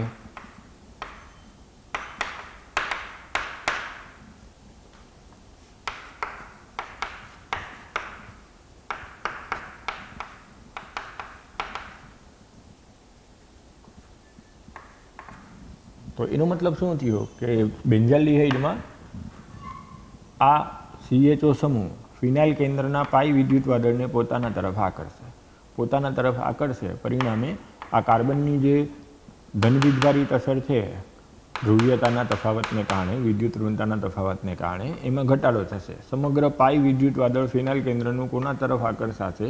આ કાર્બોનિલ સમૂહના કાર્બન તરફ. એટલે આમ ઋણ મેસોમેરિક અસર અથવા તો ઋણ સંસ્પંદન અસરને કારણે બેન્ઝાલ્ડિહાઇડમાં કાર્બોનિલ સમૂહની ધ્રુવીયતામાં ઘટાડો થાય. કાર્બોનિલ સમૂહની ધ્રુવીયતામાં ઘટાડો થાય ઉપરાંત સંસ્પંદનને કારણે સંયોજન સ્થાયી થાય. પરિણામે એમ કહેવાય કે જ્યારે એસિટાલ્ડિહાઇડ અને બેન્ઝાલ્ડિહાઇડ એટલે કે એલિફેટિક આલ્ડિહાઇડ અને એરોમેટિક આલ્ડિહાઇડની સરખામણી કરવામાં આવે ત્યારે એલિફેટિક આલ્ડિહાઇડની કેન્દ્રાનુરાગી યોગશીલ પ્રક્રિયા પ્રત્યેની પ્રતિક્રિયાત્મકતા વધારે હોય એરોમેટિકની સરખામણી. એટલે કે એસિટાલ્ડિહાઇડની કેન્દ્રાનુરાગી યોગશીલ પ્રક્રિયા પ્રત્યેની પ્રતિક્રિયાત્મકતા બેન્ઝાલ્ડિહાઇડ કરતાં વધારે જોવા મળે. શું ડિફરન્સથી સમજાવવાનું કે આમાં સંસ્પંદન અસર જોવા મળતી નથી. આમાં બેન્ઝાલ્ડિહાઇડમાં સંસ્પંદન અસર, ઋણ સંસ્પંદન અસર CHO સમૂહની ઋણ સંસ્પંદન અસરને કારણે ફિનાઇલ કેન્દ્ર તરફથી પાઈ વિદ્યુત વાદળ કોના તરફ આકર્ષાયેલું હોય? કાર્બોનિલ સમૂહ તરફ આકર્ષાયેલું હોય. પરિણામે કાર્બોનિલ સમૂહની ધ્રુવીયતા એલિફેટિક આલ્ડિહાઇડની સરખામણીએ એરોમેટિક આલ્ડિહાઇડમાં ઓછી જોવા મળે અને ધ્રુવીયતા ઘટે. પરિણામે કેન્દ્રાનુરાગી યોગશીલ પ્રક્રિયા પ્રત્યેની પ્રતિક્રિયાત્મકતા ઘટે છે. એટલે આમ જો હવે સમગ્રપણે આખો ક્રમ તમારે જો કોમ્પિટિટિવ એક્ઝામ માટે લખવો હોય તો જ્યાં હું વધારાનો એક ક્રમ તમને લખાવું છું એ લખી રાખજો. આનો ઉપયોગ તમને MCQમાં ઘણી બધી વાર આન્સર આપવામાં થશે. બહુ સરળતાથી આન્સર આપી શકશો. એટલે તમને અત્યારે મેં એમ કીધું હોય કે કેન્દ્રાનુરાગી યોગશીલ પ્રક્રિયા પ્રત્યેની પ્રતિક્રિયાત્મકતાની સિક્વન્સ આપો તો સૌથી વધુ પ્રતિક્રિયાત્મકતા ફોર્માલ્ડિહાઇડ, એના પછી ઓછી એલિફેટિક આલ્ડિહાઇડની, એના પછી ઓછી એરોમેટિક આલ્ડીહાઇડની, એનાથી ઓછી ડાય આલ્કાઇલ કીટોનની, એનાથી ઓછી એરાઇલ આલ્કાઇલ કીટોનની અને સૌથી ઓછી ડાય એરાઇલ કીટોનની. આ સિક્વન્સ યાદ રાખવાની. Formaldehyde, aliphatic aldehyde, aromatic aldehyde, dialkyl ketone, aryl alkyl ketone અને ડાય એરાઇલ કીટોન. દાખલા તરીકે અહીંયા હું ડાય એરાઇલ કીટોનની જગ્યાએ લખી નાખું બેન્ઝોફિનોન. તો બેન્ઝોફિનોનની પ્રતિક્રિયાત્મકતા સૌથી ઓછી અને ફોર્માલ્ડિહાઇડની સૌથી વધારે થાય. અહીંયા એરાઇલ આલ્કાઇલ કીટોનની જગ્યાએ હું આમ લખી નાખું એસિટોફિનોન.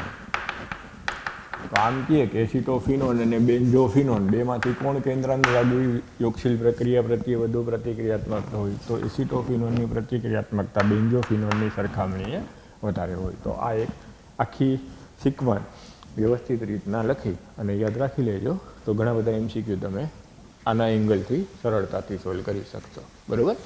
એટલે અત્યારે આપણે આલ્ડીહાઇડ અને કીટોનની રાસાયણિક પ્રક્રિયાના અનુસંધાનમાં 2 ક્વેશ્ચન ભણ્યા કે આલ્ડીહાઇડ અને કીટોન કયા પ્રકારની લાક્ષણિક રાસાયણિક પ્રક્રિયાઓ અનુભવે? તો એનો જવાબ કેન્દ્રાનુરાગી યોગશીલ પ્રક્રિયા અને એની મિકેનિઝમથી સમજાવો. એમાં આપણને એક પેટા પ્રશ્ન સમજાવવામાં આવે કે આલ્ડીહાઇડ અને કીટોન બંને કેન્દ્રાનુરાગી યોગશીલ પ્રક્રિયા દર્શાવે છે, તો એમાંથી સાપેક્ષ પ્રતિક્રિયાત્મકતા ચર્ચો. કોની પ્રતિક્રિયાત્મકતા વધારે હોય અને કોની ઓછી હોય? તો પહેલાં આલ્ડીહાઇડ અને કીટોનની સરખામણી અને પછી એલિફેટિક અને એરોમેટિકની સરખામણી સમજાવો. ક્લિયર? હા, તો હવે આપણે ક્વેશ્ચનમાં આગળ વધીએ કે હવે કેન્દ્રાનુરાગી વિસ્થાપન પ્રક્રિયા યોગશીલ પ્રક્રિયા જુદા જુદા ઉદાહરણથી સમજાવો. એવા સૌથી પહેલું ઉદાહરણ હમણાં મેં તમને સમજાવ્યું હતું. એ આપ્યું છે કે હાઇડ્રોજન સાયનાઇડ સાથેની આલ્ડીહાઇડ અને કીટોનની કેન્દ્રાનુરાગી યોગશીલ પ્રક્રિયા ચર્ચો. તો કાર્બોનિલ સમૂહ સાથે જ્યારે હાઇડ્રોજન સાયનાઇડની પ્રક્રિયા કરવામાં આવે ત્યારે હાઇડ્રોજન સાયનાઇડનું વિષમભાગી વિભાજન થતાં ઇલેક્ટ્રોફાઇલ અને ન્યુક્લિયોફાઇલ અનુક્રમે H+ અને સાયનાઇડ આયન ઉત્પન્ન થાય.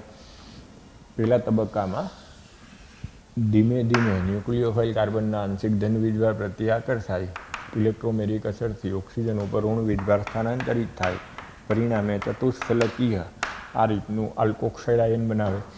આ આલ્કોક્સાઇડ આયન પ્રોટોન સાથે પ્રક્રિયા કરી યોગશીલ નિપજ આ પ્રકારની આપે. અવિયોગશીલ નિપજને આલ્ડીહાઇડ અને કીટોનમાંથી મળતી અવિયોગશીલ નિપજને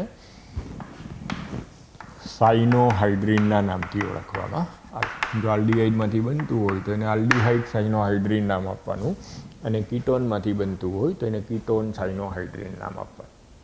ક્લિયર? પહેલા તબક્કામાં ન્યુક્લિયોફિલિક એટેક, ચતુષ્ફલકીય આલ્કોક્સાઇડ આયન અને એ ધનવીજભારિત ભાગ સાથે જોડાય અને યોગશીલ નિપજ અંતિમ આપે. HCN સાથેની યોગશીલ નિપજને સાયનોહાઇડ્રીનના નામથી ઓળખવામાં આવે. સમજો છો? હા, હવે આમાં એક વસ્તુ આગળ વધીએ કે આ જે પ્રક્રિયા મેં લખી HCNના વિયોજનની એ અતિ ધીમી હોય. એટલે કે સાયનાઇડ આયનની સાંદ્રતા વધારવા માટે પ્રક્રિયાને ઝડપી કરવા માટે મોટે ભાગે પ્રક્રિયા બેઝિક માધ્યમમાં કરવામાં આવે. બેઝિક માધ્યમમાં જ્યારે પ્રક્રિયા કરો ત્યારે પ્રોટોન તરત જ OH- સાથે જોડાઈ જાય, પરિણામે વિઘટન પ્રક્રિયાનો વેગ વધે, પરિણામે સાયનાઇડ આયન સરળતાથી ઉત્પન્ન થાય અને એટલે આ પ્રક્રિયા ઓવરઓલ ઝડપી થાય. એટલે મોટે ભાગે પ્રક્રિયા HCN સાથેની આલ્કલાઇન માધ્યમમાં કરવામાં આવે. શું કામે? તો આલ્કલાઇન માધ્યમમાં આ HCNની વિયોજન પ્રક્રિયાનો વેગ વધે છે, પરિણામે પ્રક્રિયા આલ્કલાઇન માધ્યમમાં કરવામાં આવે છે. આવું યાદ રાખવું. ક્લિયર? એટલે ઘણીવાર આમ લખ્યું HCN ને OH- અને પછી ક્વેશ્ચન એમ પૂછી નાખું કે આલ્કલાઇન માધ્યમ રાખવું શું કામ જરૂરી? તો ત્યારે તમારે આ સમજાવવાનું થશે. ક્લિયર? બીજું એક વધારાની નોટ લખી નાખો કે HCN છે એ જનરલી ઝેરી સંયોજન છે. એટલે પ્રયોગશાળામાં આમ રેડીમેડ બોટલમાં પડ્યું ના હોય. મોટે ભાગે એને આવી રીતના પાત્રમાં જરૂર પડે ત્યારે ઉત્પન્ન કરી અને એનો ઉપયોગ કરવામાં આવે. એટલે મોટે ભાગે HCNને બદલે આવી રીતના HCN ઉત્પન્ન કરી અને પ્રક્રિયા થતી હોય. સોડિયમ સાયનાઇડ લઈ અને HCl ઉમેરો એટલે HCN બને, NaCl દૂર થાય અને આ HCN જે પાત્રમાં ઉત્પન્ન થયું એ પ્રક્રિયા દરમિયાન વપરાઈ જાય. એટલે હું શું કામ લખાવું છું કે કે ઘણીવાર નીટ અને જીમાં આવું એના ઉપર આમ આપી દઈએ NaCN વત્તા HCl, તો તમે એમ કહો કે આવું તો કંઈ સરે નથી કરાવ્યું, તો ખોટું. NaCN વત્તા HCl એટલે તમારે એને શું સમજવાનું, HCN સમજીને જ આગળ વધવાનું અને તમારા હાઇડ્રોજન સાયનાઇડ સાથેની જ પ્રક્રિયા સમજી અને જે નિપજ મળે છે કહેવાની. ક્લિયર? એટલે ધારો કે મને એમ કહી દઈએ કે એસિટાલ્ડિહાઇડની હાઇડ્રોજન સાયનાઇડ સાથેની યોગશીલ પ્રક્રિયાથી મળતી નિપજ જણાવો. તો હવે તમારે આમ કહી દેવાનું કે હાઇડ્રોજન સાયનાઇડ સાથેની એસિટાલ્ડિહાઇડ સાથેની પ્રક્રિયાથી એસિટાલ્ડિહાઇડ સાયનોહાઇડ્રીન મળશે.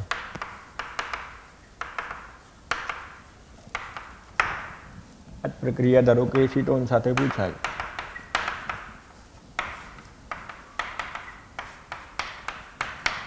તેમ કહેવાનું એસિટોન સાયનોહાઇડ્રીન મળે.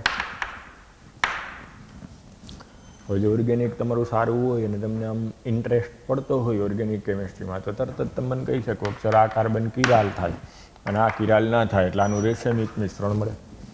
આ કાર્બનની ચારે ચાર સંયોજકતાઓ જુદી જુદી છે, એટલે જો સમઘટકોવાળા પાર્ટ સાથે આને જોડી દઉં તેમ કહેવાય એસિટાલ્ડિહાઇડ સાયનોહાઇડ્રીનનું રેસેમિક મિશ્રણ મળશે. આ જ વસ્તુ હું એસિટોન સાયનોહાઇડ્રીનમાં નહીં બોલું. આ ઉપરાંત બીજી પણ એક અગત્યની માહિતી આમાં યાદ રાખવાની કે જે આ સાયનોહાઇડ્રીન નિપજ બનાવું છું એસિટાલ્ડિહાઇડ અથવા એસિટોન સાયનોહાઇડ્રીન, એ અંતિમ નિપજ ના હોય. આનો ઉપયોગ કરીને આગળ પ્રક્રિયા આગળ વધારી અને પછી ઈચ્છિત નિપજ મેળવવામાં આવે. એટલે આ એક મધ્યવર્તી સંયોજન છે. આનો ઉપયોગ કરીને ઘણા બધા કાર્બનિક સંયોજનો બનાવી શકાય. દાખલા તરીકે અત્યારે મેં તમને આવું એક વખત શીખવાડ્યું હતું કે સાયનાઇડનું જળ વિભાજન કરો તો કાર્બોક્સિલિક એસિડ બને. તો સાયનાઇડના જળ વિભાજનથી જો કાર્બોક્સિલિક એસિડ બનતું હોય તો આ પ્રક્રિયા હું આગળ વધારી દઉં અને એમ કહી દઉં કે એસિડિક માધ્યમમાં જળ વિભાજન કરો, તો હવે તમને કાર્બોક્સિલિક એસિડ સાયનાઇડની જગ્યાએ મળે તો આપણને એક ઉપયોગી પ્રોડક્ટ મળે two hydroxy propanoic acid. Two hydroxy propanoic એસિડને લેક્ટિક એસિડ કહેવાય. એટલે આમ એસિટાલ્ડિહાઇડમાંથી જો લેક્ટિક એસિડ બનાવવું હોય તો આ પ્રક્રિયાનો ઉપયોગ થાય. એટલે જ્યારે મૂળ આલ્ડિહાઇડ કરતાં એક કાર્બન વધારે હોય એવો હાઇડ્રોક્સી કાર્બોક્સિલિક એસિડ બનાવવો હોય ત્યારે મોટે ભાગે HCN સાથેની યોગશીલ પ્રક્રિયાનો ઉપયોગ થાય. થોડુંક માઇન્ડ શાર્પ રાખજો કે HCN એડ થાય એટલે શૃંખલામાં એક કાર્બન વધી જાય. એટલે મૂળ આલ્ડિહાઇડ અને કીટોન કરતાં જ્યારે એક કાર્બન વધારે હોય એવી નિપજ તમારે આવી રીતની જોઈતી હોય ત્યારે મોસ્ટલી આ HCN સાથેની પ્રક્રિયાનો ઉપયોગ થાય. બરાબર? એ જ વસ્તુ જો આમાં હું લઈ લઉં, એમ કહી દઉં કે એસિટોન સાયનોહાઇડ્રીનનું એસિડિક માધ્યમમાં જળ વિભાજન કરો તો 2-હાઇડ્રોક્સી 2-મિથાઇલ પ્રોપેનોઇક એસિડ બનશે. 2-હાઇડ્રોક્સી 2-મિથાઇલ પ્રોપેનોઇક એસિડ બનશે. આ જ વસ્તુ એસિટાલ્ડિહાઇડમાંથી લેક્ટિક એસિડનું રેસેમિક મિશ્રણ મળશે. આમાં આપણને ડેક્સ્ટ્રો અને લીવો બે મળે. એટલે જો એમ કહી દઈએ કે એસિટાલ્ડિહાઇડની હાઇડ્રોજન સાયનાઇડ સાથેની યોગશીલ પ્રક્રિયાથી મળતી નિપજનું જળ વિભાજન કરતાં મળતી અંતિમ નિપજ જણાવો તો ત્યારે તમારે આમ કહેવાનું થાય કે લેક્ટિક એસિડ મળે. અને એમાં જો ચોખવટ કરીને કહીએ કે રેસેમિક મિશ્રણ મળે તો આપણે હા પાડવાનું, કારણ કે આમાં કિરાલ કાર્બન થાય. ક્લિયર? હવે એવી જ રીતના આમે કહી શકો કે સાયનાઇડનું લિથિયમ એલ્યુમિનિયમ હાઇડ્રાઇડ અથવા તો નિકલ ઉદ્દીપકની હાજરીમાં હાઇડ્રોજનેશન કરો અથવા સોડિયમ અને ઇથેનોલના મિશ્રણ સાથે પ્રક્રિયા કરો તો પ્રાથમિક એમાઇન બને. લાસ્ટ લેક્ચરમાં મેં કીધું હતું ટીન અને હાઇડ્રોક્લોરિક એસિડના મિશ્રણ સાથે રિડક્શન કરતા સાથે પ્રક્રિયા કરો તો પણ પ્રાથમિક એમાઇન મળે. એટલે આ જ પ્રક્રિયા હવે અત્યારે હું એમ કહી દઉં કે મેં લિથિયમ એલ્યુમિનિયમ હાઇડ્રાઇડ અથવા તો નિકલ ઉદ્દીપકની હાજરીમાં હાઇડ્રોજનેશન કર્યું છે તો તમારે પ્રોડક્ટ બદલાઈ જાય. આમ થઈ જાય CH2 NH2, એક કાર્બન વધુ હોય એવો પ્રાથમિક એમાઇન બની જાય. એટલે અત્યારે આમ બોલાય 1-એમિનો પ્રોપેન 2-ઓલ 1-એમિનો પ્રોપેન 2-ઓલ નિપજ મળશે. ક્લિયર? એટલે મારું અત્યારે સમજાવવાનું તાત્પર્ય એ છે કે આ સાયનોહાઇડ્રીને પ્રક્રિયા અટકી નહીં જાય. એનો ઉપયોગ મોટે ભાગે અન્ય સંયોજનોની બનાવટમાં એક મધ્યવર્તી સ્ટેપ તરીકે કરવામાં આવે. એટલે સાયનાઇડમાંથી કાર્બોક્સિલિક એસિડ બની શકે, સાયનાઇડમાંથી પ્રાથમિક એમાઇન બની શકે, સાયનાઇડમાંથી સ્ટીફન રિડક્શન દ્વારા આલ્ડિહાઇડ બની શકે, સાયનાઇડની ગ્રિગ્નાર્ડ પ્રક્રિયક સાથે પ્રક્રિયા કરી જે મળતી જળ નિપજ છે એનું જળ વિભાજન કરો તો કીટોન બની શકે. એટલે આમ આ રીતનું સાયનાઇડમાંથી અન્ય કાર્બનિક સંયોજનોનું રૂપાંતર કરવા માટે આનો ઉપયોગ એક મધ્યવર્તી સંયોજન તરીકે થાય. એટલે કાર્બનિક રસાયણમાં આ સાયનોહાઇડ્રીન એક અગત્યનું સંશ્લેષિત સંયોજન કહેવાય. ક્લિયર? આ જ સાયનાઇડનું જો આંશિક જળ વિભાજન કરો, એક જ પાણીનો અણુ ઉમેરો તો એમાઇડ સંયોજન એ બને. અહીંયા મેં કેટલા પાણીના અણુ ઉમેર્યા છે? 2. એટલે હકીકતમાં આપણે ક્રિયા 2 તબક્કામાં થતી હોય. પહેલાં એમાઇડ અને એમાઇડમાંથી કાર્બોક્સિલિક એસિડ. એટલે જો 2 મોલ પાણી નહીં, 1 મોલ પાણી લઈને આંશિક જળ વિભાજન કરવું તો એમાઇડ સંયોજન બને. એટલે એક ટેક્સ્ટબુકમાં આપણને વાક્ય લખીને મૂકી દીધું કે સાયનોહાઇડ્રીન એક અગત્યનું કાર્બનિક રસાયણમાં મધ્યવર્તી સંયોજન છે. પછી કંઈ ચોખવટ નથી કહી. તો એ વાક્યને સમજાવવા માટે હું તમને ઉદાહરણ આપું છું, જુદા જુદા ડિફરન્ટ ટાઈપના એક્ઝામ્પલ આપું છું કે સાયનાઇડનો ઉપયોગ કરીને અન્ય ઘણા બધા કાર્બનિક સંયોજનો બનાવી શકાય. બરાબર? એમાંથી આ પરિવર્તન માટે ઘણું બધું અગત્યનું ત્યારે કામ કહી દઈએ કે ઇથેનોલ અથવા એસિટાલ્ડિહાઇડમાંથી લેક્ટિક એસિડની બનાવટ સમજાવો તો ત્યારે તમને આ ક્વેશ્ચન આવડવું જોઈએ. અને ખાસ એક વસ્તુની નોંધ આ યાદ રાખવાની કે હાઇડ્રોજન સાયનાઇડ જ્યારે યોક્સિલ પ્રક્રિયાથી કાર્બોનિલ સમૂહમાં એડ થાય ત્યારે આલ્ડિહાઇડ અથવા કીટોનની શૃંખલામાં એક કાર્બન વધી જાય. એટલે જે અંતિમ નિપજ આવતી હોય હંમેશા આના કરતાં એક કાર્બન વધુ હોય એવી મળે. ક્લિયર? તો આ જે વધારાનું મેં લખાયું છે એ બધું વ્યવસ્થિત રીતના લખી નાખજો. આનો ઉપયોગ કરીને ક્વેશ્ચન ડિઝાઇન કરી શકે. ક્લિયર? ત્યાર પછીની બીજી પ્રક્રિયા સમજાવી છે આલ્ડિહાઇડ અને કીટોનની સોડિયમ બાયસલ્ફાઇડ સાથેની યોક્સિલ પ્રક્રિયા.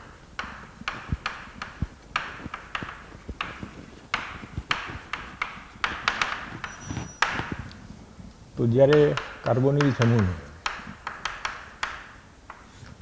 સોડિયમ બાયસલ્ફાઇડ સાથે યોક્સિલ પ્રક્રિયા કરવામાં આવે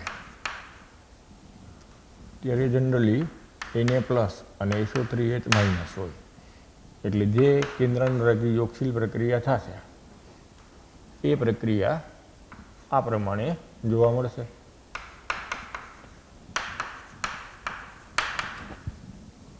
આ પ્રક્રિયા અતિ ધીમી અને પ્રતિવર્તી હોય. આ યોક્સિલ નિપજ જે મળી એ પ્રમાણમાં અસ્થાયી હોય. સોડિયમ આલ્કોક્સાઇડ કરતાં સોડિયમ સલ્ફાઇડ વધુ સ્થાયી હોય. એટલે પ્રોટોનનું સ્થાનાંતરણ થાય, પુનઃ ગોઠવણી થાય. પ્રોટોન સ્થાનાંતરણને કારણે સ્થાયી નિપજ આપણને આ પ્રકારની સોડિયમ બાયસલ્ફાઇડ યુક્ત કાર્બોનિલ યોક્સિલ નિપજ મળે.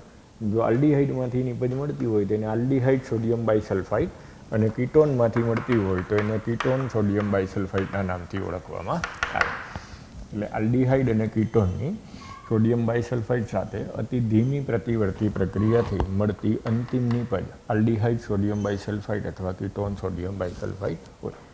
આ જે આલ્ડિહાઇડ સોડિયમ બાયસલ્ફાઇડ અથવા કીટોન સોડિયમ બાયસલ્ફાઇડ છે એની જ્યારે પુનઃ ખનિજ એસિડ દાખલા તરીકે મંદ HCl સાથે પ્રક્રિયા કરો તો પાછું મૂળભૂત સંયોજન પ્રતિવર્તી પ્રક્રિયા થઈ પાછું મૂળભૂત સંયોજન કાર્બોનિલ સંયોજન મળી જાય. સલ્ફર ડાયોક્સાઇડ છૂટું પડી જાય, NaCl મળે અને H2O છૂટો પડે. આ જ પ્રક્રિયા જો તમે આલ્કલાઇન માધ્યમમાં દાખલા તરીકે સોડિયમ હાઇડ્રોક્સાઇડ સાથે કરો તો પણ પ્રક્રિયા પાછી પ્રતિવર્તી થાય. ઊંધી પ્રક્રિયા થઈ મૂળભૂત કાર્બોનિલ સંયોજન મળી જાય, Na2SO3 મળી જાય અને પાણી છૂટું પડે. એટલે આ પ્રતિવર્તી પાછી પ્રક્રિયા થઈ શકે છે. તેને કારણે આ પ્રક્રિયાનો ઉપયોગ મોટે ભાગે આલ્ડિહાઇડની શુદ્ધિકરણ પ્રક્રિયા માટે કરવામાં આવે. એટલે ખાસ આ મુદ્દો અગત્યનો ખાસ ધ્યાન રાખવું કે આલ્ડિહાઇડનું શુદ્ધિકરણ કરવા માટે આ પ્રક્રિયાનો ઉપયોગ મેજોરિટી કરાય. દાખલા તરીકે અશુદ્ધ આલ્ડિહાઇડ છે, સપોઝ એસિટાલ્ડિહાઇડ મારી પાસે છે, એમાં ઇથરની અશુદ્ધિ છે. તો હવે મને મારા સર એમ કહી દઈએ કે આ એસિટાલ્ડિહાઇડ મને શુદ્ધ સ્વરૂપમાં પ્યોર કરીને આપો. તો જો હું આ કન્સેપ્ટ ગણ્યો હોઉં તો હું શું વિચારીશ કે જે અશુદ્ધ આલ્ડિહાઇડ છે એમાં હું સોડિયમ બાયસલ્ફાઇડ નાખી દઈશ. સોડિયમ બાયસલ્ફાઇડ નાખી દઈશ એટલે જે અશુદ્ધિ છે એની સાથે આ સોડિયમ બાયસલ્ફાઇડ યોક્સિલ પ્રક્રિયા નહીં કરે, પણ એસિટાલ્ડિહાઇડ સાથે આ સોડિયમ બાયસલ્ફાઇડ પ્રક્રિયા કરશે એટલે કે યોક્સિલ નિપજ મળશે. યોક્સિલ નિપજને હું ગાળણ પ્રક્રિયાથી જુદું પાડી લઈશ, મિશ્રણમાંથી જુદું પાડી લઈશ એટલે મને એસિટાલ્ડિહાઇડ સોડિયમ બાયસલ્ફાઇડ મળશે. આ એસિટાલ્ડિહાઇડ સોડિયમ બાયસલ્ફાઇડમાં પાછું મંદ HCl અથવા તો એને OH નાખી દઈશ એટલે પુનઃ મને એસિટાલ્ડિહાઇડ પાછું મળી જશે. આ એસિટાલ્ડિહાઇડ જે મને પાછું મળી જાય એ શુદ્ધ સ્વરૂપમાં હોય, કારણ કે અશુદ્ધિ તો સોડિયમ બાયસલ્ફાઇડ સાથે યોક્સિલ પ્રક્રિયા કરી અને યોક્સિલ નિપજ આપેલી નહોતી એટલે તો ગાળણ પ્રક્રિયા દરમિયાન દૂર થઈ ગઈ હોય.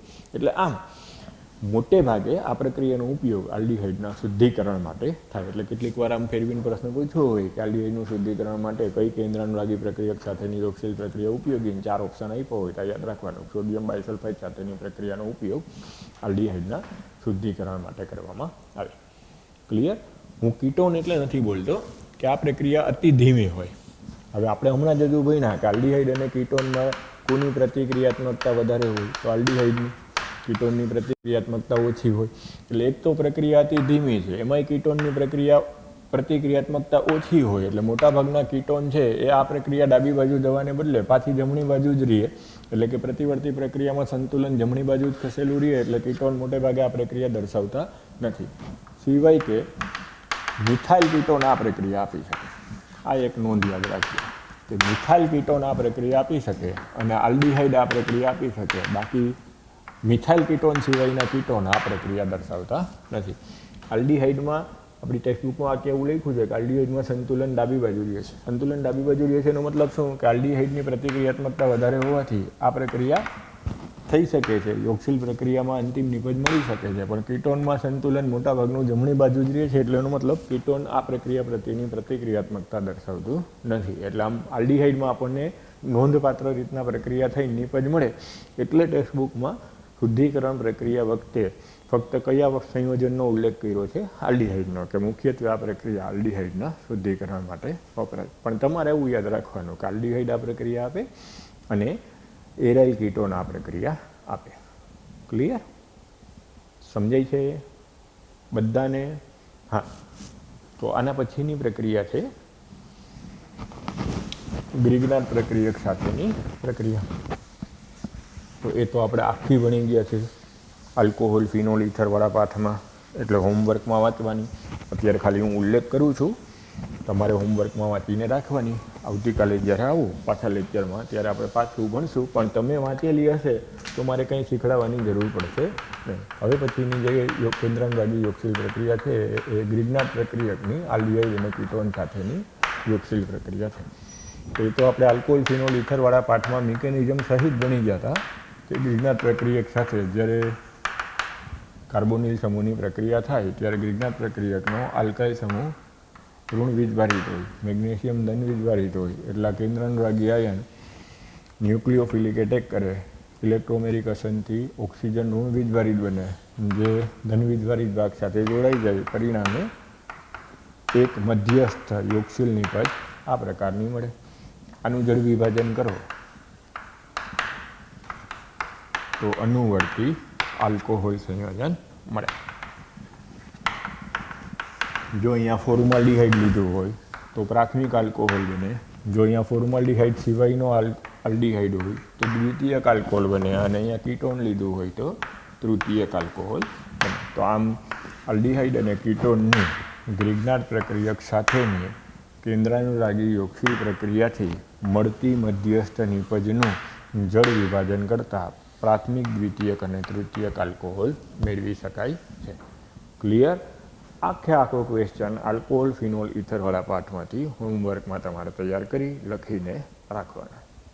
તો આજે જે આ 3 કેન્દ્રાનુરાગી યોગશીલ પ્રક્રિયા હોય ત્યાં સુધીનું આવતીકાલ સુધીમાં તૈયાર કરી નાખો. બધી વસ્તુ વ્યવસ્થિત રીતના જોઈ લ્યો. ટેક્સ્ટબુકમાંથી જે હું હોમવર્ક આપું એ કરી લ્યો. આટલું થઈ જાય વ્યવસ્થિત, કન્સેપ્ટ ક્લિયર થઈ જાય પછી આપણે આવતીકાલે લેક્ચરમાં આગળ વધશું. અને કાલની ટેસ્ટમાં આજ સુધીનું મેં પૂછેલું હોય તો એ બધું આવડી જવું જોઈએ. બરાબર? હવે હોમવર્કમાં કોયડા નંબર 12.2 કરી નાખજો. લખાણ સંબંધિત પ્રશ્નોમાં 12.3 કરી નાખજો. કોયડો 12.3 મેં તમને સમજાવી દીધો સાથે સાથે. અને પેજ નંબર 373માં લખાણ સંબંધિત પ્રશ્નોમાં 12.4 નંબરનો ક્વેશ્ચન મોસ્ટ આઈએમપી એ હોમવર્કમાં કરી નાખો. લખાણ સંબંધિત પ્રશ્નોમાં 12.4 નંબરનો ક્વેશ્ચન મોસ્ટ આઈએમપી ખૂબ જ સરસ રીતના એ કન્સેપ્ટ ક્લિયર કરીને એનો જવાબ જાતે તૈયાર કરી નાખો. નેક્સ્ટ લેક્ચરમાં હું એ સોલ્વ કરાવીશ. બરાબર? તો આજે અહીં સુધી રાખીએ. આવતીકાલ પાછા મળશું. જય શ્રી કૃષ્ણ.